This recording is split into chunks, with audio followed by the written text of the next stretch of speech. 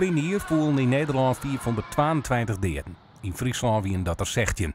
De wichtigste oorzaken binnen te hard rijden, telefoongebruik en bij alcohol op achter het stuur. Mensen die het vaak de regels overtreden, zullen harder gestraft worden. Met name die mensen die in wijken, in binnensteden, die echt heel zichtbaar en heel hinderlijk en ook heel gevaarlijk rijden. Daar richt de politie en het Openbaar Ministerie hun pijlen op. Maar die worden dan letterlijk gevolgd? Die worden letterlijk gevolgd. Maar hoe doet hij dat dan? Bijvoorbeeld met videoauto's, u heeft ze ook gezien. Dat soort middelen worden dan ingezet.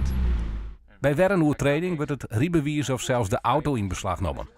Net als Veilig Verkeer Nederland misdragen automobilisten harren omdat de pakkans liets is. Zo ziet er in Friesland maar één videosurveillanceauto van de politie en het is alle dagen.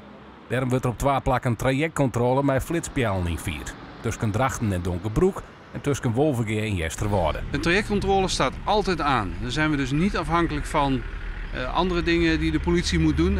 Dat snappen we ook. Er zijn heel veel prioriteiten. Maar dit draait gewoon 24 uur per dag met een online verbinding met het CIB wat hier vlak achter ons ligt. Waarom juist op die beide trajecten? Omdat daar uit onderzoek blijkt dat er en te hard wordt gereden. Omdat het zijn lange rechte wegen, maar er ook heel veel ongevallen ontstaan. Deze trajectcontrole wordt nog dit jaar ingevoerd.